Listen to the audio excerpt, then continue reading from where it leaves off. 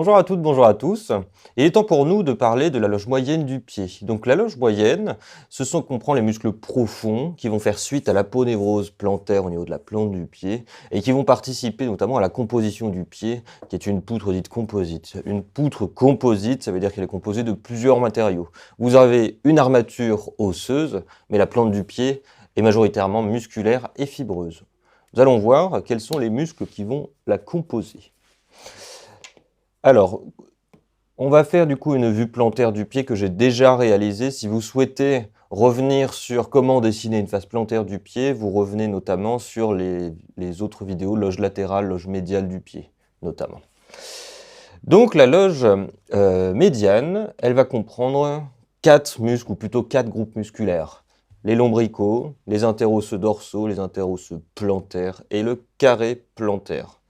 J'en ai oublié un, c'est le court fléchisseur des orteils qui sera le plus superficiel à la plante du pied qu'on verra en dernier. Dans un premier temps, la plupart de ces muscles vont avoir pour but de solidariser l'appareil tendineux de l'avant-pied, notamment le long fléchisseur des orteils, long extenseur des orteils, etc., etc.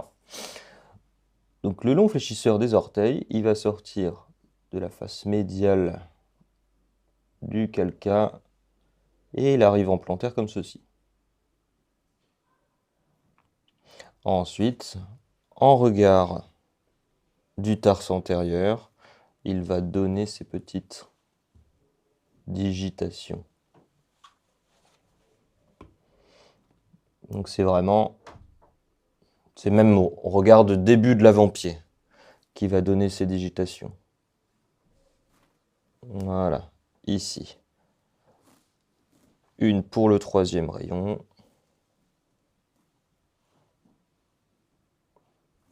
Et enfin, une pour le deuxième.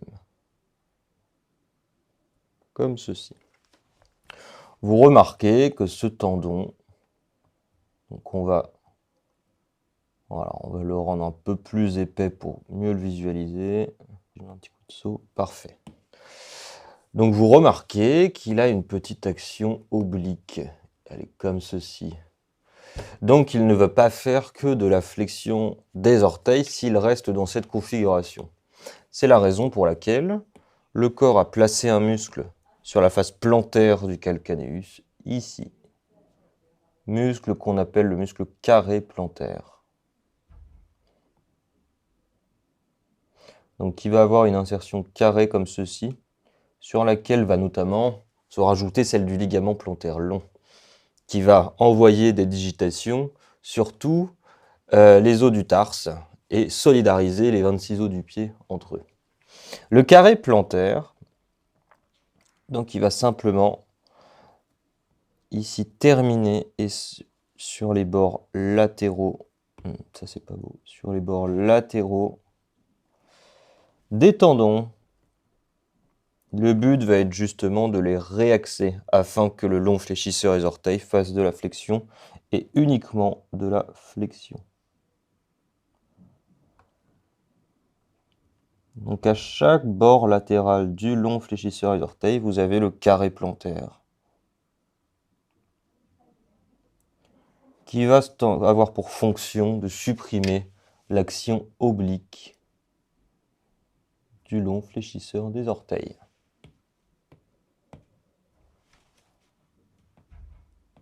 Voilà. Ça, c'était pour le carré plantaire. À présent, il nous reste à voir notamment les interosseux dorsaux et les interosseux plantaires. On va déjà rendre ça un peu moins... Voilà, histoire qu'on puisse se focaliser sur les muscles que l'on décrit. Alors, donc deux types d'interosseux dorsaux, les interosseux dorsaux et les interosseux plantaires, qui seront exclusivement réservés à l'avant-pied. Donc on va compter 4 interosseux dorsaux qui vont partir, qui vont relier 2 métatarsiens entre eux et qui vont présenter 2 terminaisons. Une terminaison osseuse sur la phalange proximale du rayon le plus médial et une autre insertion sur le long extenseur des orteils. Le but étant de solidariser l'appareil osseux métatarso-phalangien avec l'appareil tendineux extrinsèque du pied. Voilà. Donc ici, le premier interosseux dorsal. Le deuxième interosseux va tout simplement partir de la face médiale de M2, de la face latérale de M3 qui vont être solidarisés par ces deux insertions. Et ils vont terminer ici sur la phalange de P2. Donc ce sont des muscles assez complexes à décrire, assez irréguliers dans leurs insertions. Ici, même principe, avec face latérale de M4, face médiale de M3, avec cette fois une insertion notamment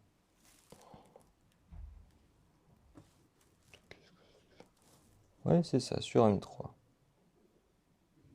Ici, P1 de M3.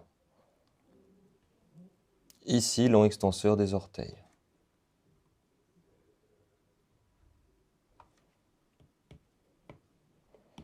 Il nous reste un interosseux dorsal à voir.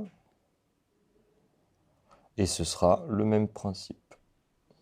Donc tous les métatarsiens sont solidarisés entre eux, notamment les métatarsiens adjacents, sont solidarisés par ce tissu musculaire. Et ici, la terminaison sera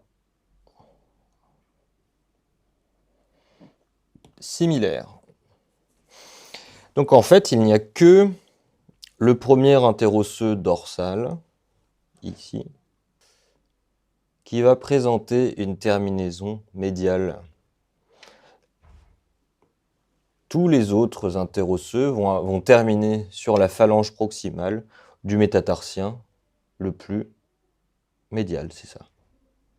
Donc je répète ma phrase.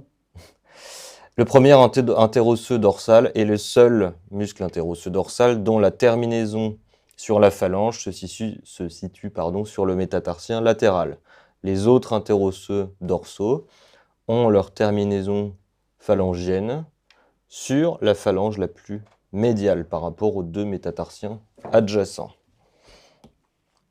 On les appelle interosseux dorsaux, mais leur insertion est sur la face latérale des métatarsiens. On les appelle interosseux dorsaux car ils sont visibles et palpables sur une face dorsale du pied. En aucun cas, ils ne s'y insèrent. Les autres types d'interosseux sont les interosseux plantaires. Les interosseux plantaires, ils sont au nombre de 3. Ils seront situés sur les 3 derniers rayons. Première insertion, ici. Donc vraiment la base, le corps du 5e métatarsien.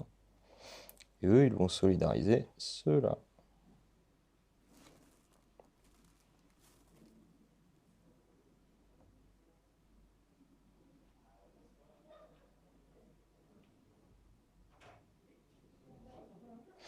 Donc ici, alors je suis parti du bord latéral, donc c'est le 3e interosseux plantaire. Donc leur insertion est entre celle des interosseux dorsaux.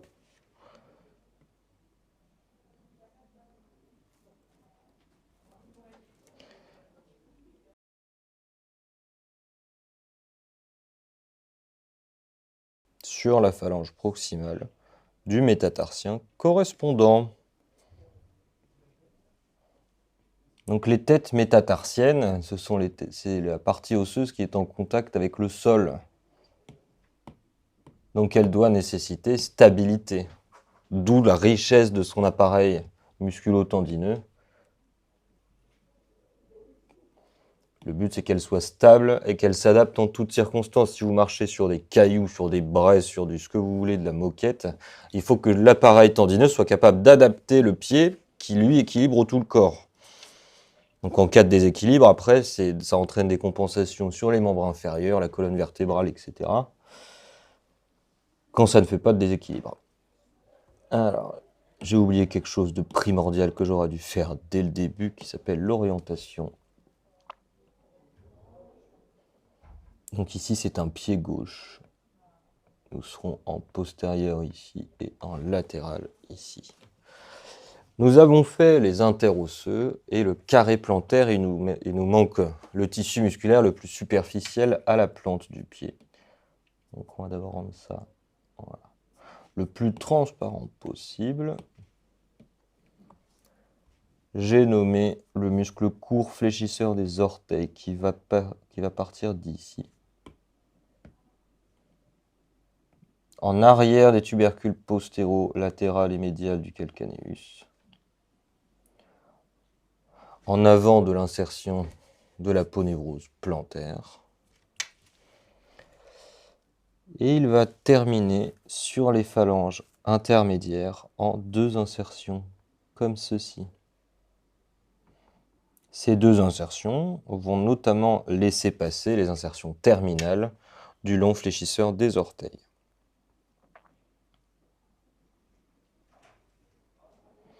Donc terminaison systématiquement par des petites languettes tendineuses.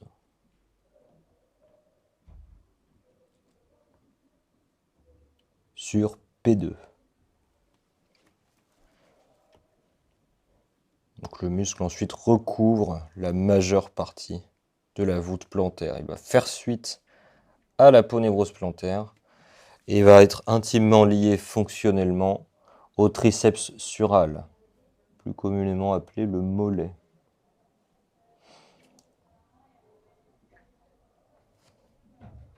Chez le singe, c'était une seule et même structure musculaire. Il y avait le mollet qui terminait sur l'avant-pied. Et le passage à la bipédie a fait bifurquer, a divisé cette unité musculaire fonctionnelle en 2 parties. Voilà, donc le court fléchisseur des orteils, il va recouvrir toutes les structures que l'on vient de décrire. Il sera recouvert uniquement par la ponévrose plantaire. La ponévrose plantaire, elle s'attache d'ailleurs juste en arrière, au niveau du calcaneus de ce dernier, ici.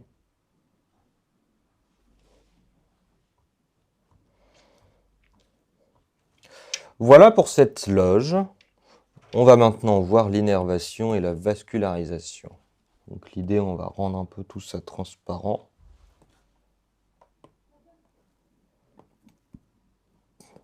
On va même, dans un premier temps, faire disparaître les muscles et pour faire apparaître les nerfs.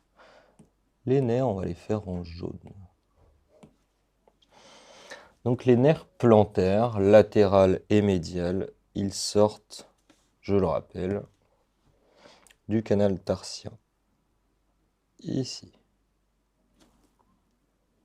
Donc le nerf plantaire médial, il va vraiment cheminer exclusivement en regard du premier rayon.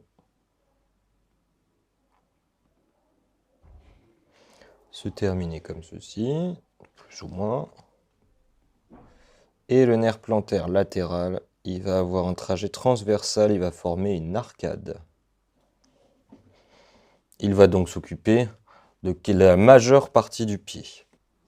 Le nerf plantaire médial, il va notamment innerver le court fléchisseur des orteils. Pourquoi pas?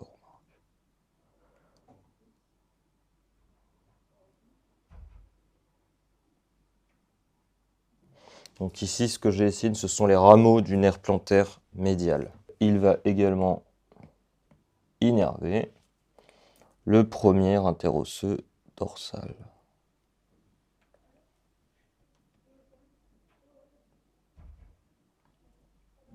Le nerf plantaire latéral va notamment innerver, j'ai oublié le carré plantaire.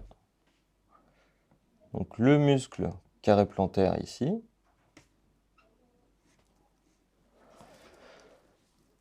Et le reste des interosseux, il est disposé en arcade Donc le premier interosseux dorsal, il a soit uniquement le nerf plantaire latéral, soit le nerf plantaire médial, soit une double innervation.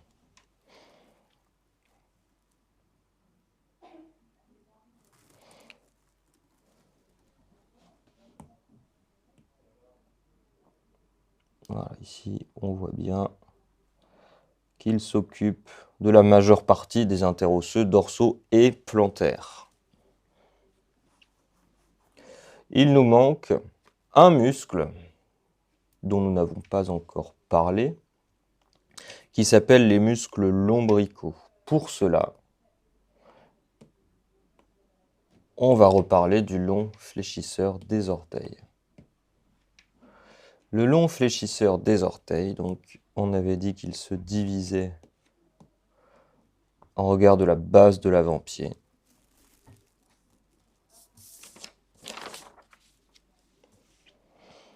Comme ceci.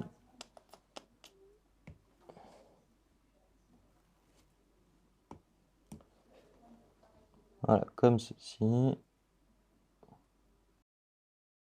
Ensuite, il va passer dans la languette du court fléchisseur des orteils.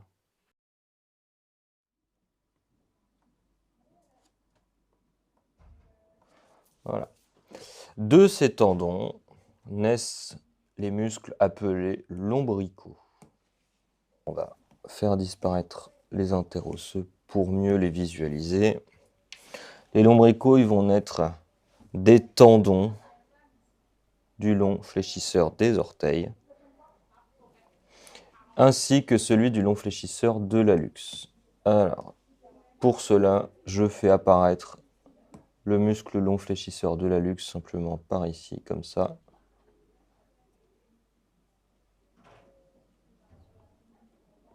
Il fait vraiment comme ça. Voilà, long fléchisseur de l'hallux comme ceci, sans flèche. Et le premier lombrical va partir justement du long fléchisseur de l'hallux et du long fléchisseur des orteils. Donc ici, bord latéral du tendon du long fléchisseur des orteils.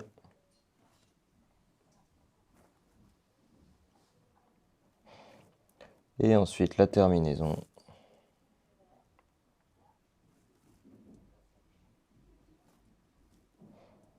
va être au niveau du long extenseur des orteils. Donc le long fléchisseur de l'hallux ne s'attache pas, sur le long fléchisseur de l'hallux ne s'attache pas le premier lombrical, excusez-moi. En fait, ces muscles vont partir du long fléchisseur des orteils et vont le solidariser, vont rattacher donc les fléchisseurs avec les longs extenseurs. Le but, c'est d'avoir un appareil tendineux bien coapté qui travaille en synergie et d'avoir une capacité d'adaptation et de précision optimale. Ensuite, voilà, ils vont partir du bord latéral et médial de deux tendons du long fléchisseur des orteils adjacents avec terminaison phalangienne, terminaison sur le long extenseur des orteils, pareil pour le premier lombrical, excusez-moi.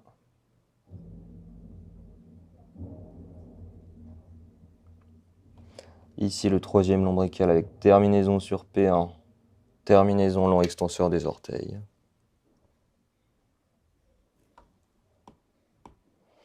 Là c'est raté, là, voilà. Comme ça.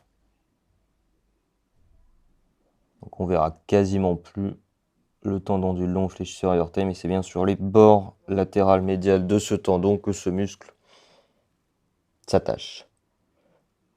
Donc à chaque fois, vous allez avoir une ramification pour les phalanges et une ramification pour le long extenseur des orteils. Ici, on voit bien. Donc la loge moyenne, c'est bel et bien tout ça. Les lombricaux, eux, vont avoir une double innervation. Le premier et le deuxième vont être innervés par le nerf plantaire latéral. Alors, on voit plus grand chose, ils sont là. Voilà. Donc le premier et le deuxième par le plantaire latéral. Et ensuite, 3 quatrièmes par le nerf plantaire latéral. Je refais ma phrase avec les bons mots dans le bon ordre. Le premier et deuxième lombrical sont innervés par le nerf plantaire médial. Et le troisième et quatrième lombrical sont innervés par le nerf plantaire latéral. On a donc une double innervation des muscles lombricaux. Et vous avez donc cette loge dans sa totalité.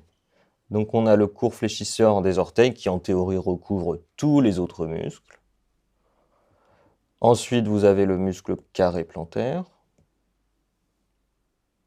qui va réaxer les tendons du long fléchisseur des orteils. Et enfin les interosseux dorsoplantaires avec les lombricaux. Pour mieux comprendre leur rapport, on va faire une coupe frontale exactement,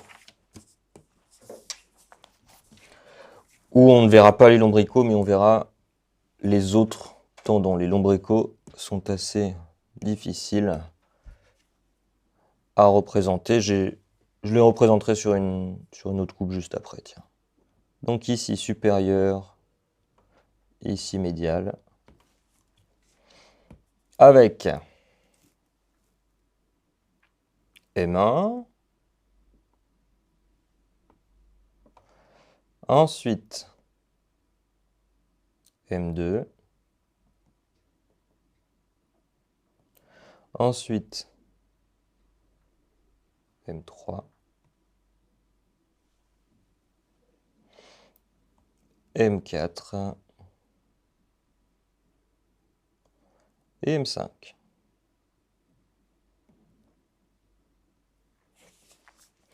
Donc on peut représenter déjà dans un premier temps les interosseux dorsaux qui vont relier, solidariser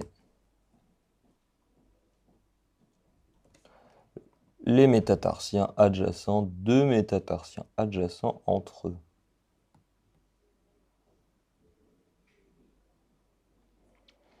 Donc ces muscles-là, on a parlé notamment de leur stabilisation, leur rôle stabilisateur qui est très important. Ils vont également avoir un rôle dans l'écartement, rapprochement des orteils. Donc le mouvement est possible évidemment, bien que minoritaire par rapport à la main. Donc ici les interosseux dorsaux, interosseux plantaires qui suivent. Sur le cinquième, quatrième et troisième métatarsien.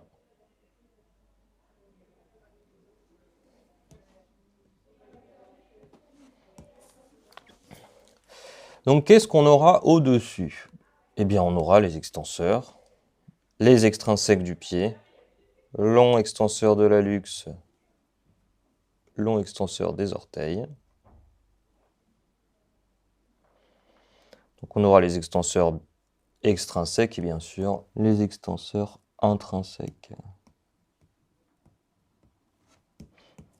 À savoir, court extenseur des orteils, qui sera à chaque fois inséré en dehors des tendons. Ici, vous avez le court extenseur de l'hallux, qui sera plutôt dans le même plan. Voilà. Lui, il sera dans le même plan parce qu'il n'a pas vraiment cette fonction de réaxation tendineuse. Contrairement au court extenseur des orteils qui doit corriger l'action oblique du long extenseur des orteils. Ensuite, on peut placer en latéral et en médial les loges latérales et médiales. Donc ici, abducteur de l'hallux avec court fléchisseur de l'hallux, long fléchisseur de l'hallux et l'adducteur de l'hallux qui est ici.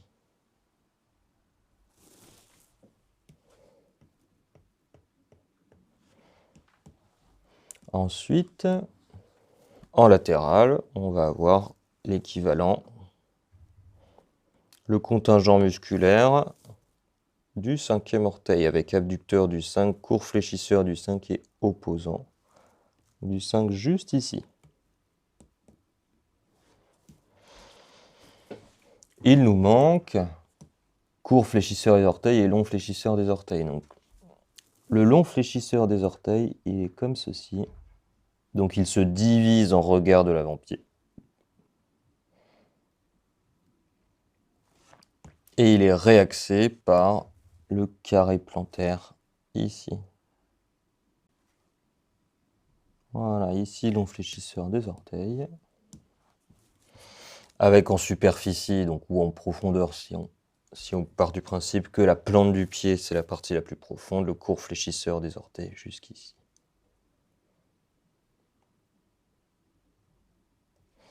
On reparlera de ce muscle et notamment de sa fonction en synergie avec le triceps lorsqu'on abordera cette structure. On peut mettre aussi en rapport les nerfs plantaires latéraux et médiaux qui sont situés de part et d'autre de l'adducteur de l'hallux. Ici, paquet vasculo-nerveux plantaire latéral.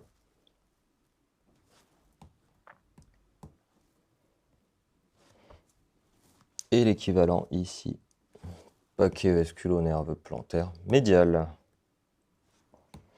Donc les muscles de la loge profonde, ils forment vraiment la partie charnue du pied.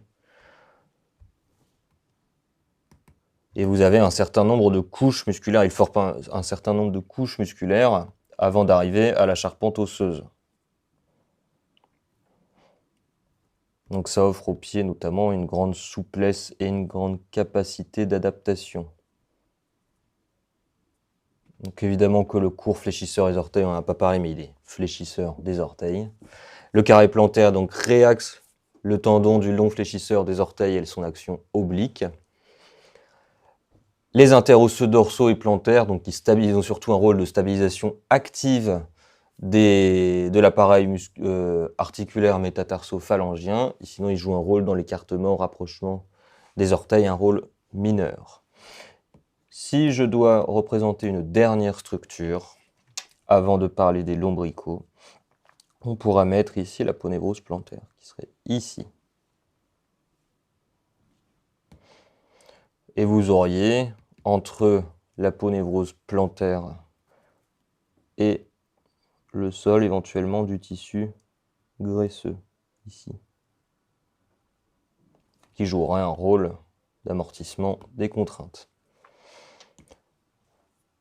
On va faire une coupe pour tenter de décrire le trajet des lombricaux qu'on n'a pas fait apparaître sur cette coupe. Alors, on va plutôt faire comme ça. Donc ici, supérieur, ici, postérieur. Donc, c'est une coupe longitudinale, sagittale. Non, c'est pas ça. Là, c'est sup. C'est une coupe longitudinale. Hein. C'est juste que j'avais fait une erreur dans l'orientation. Donc, une coupe de métatarsien.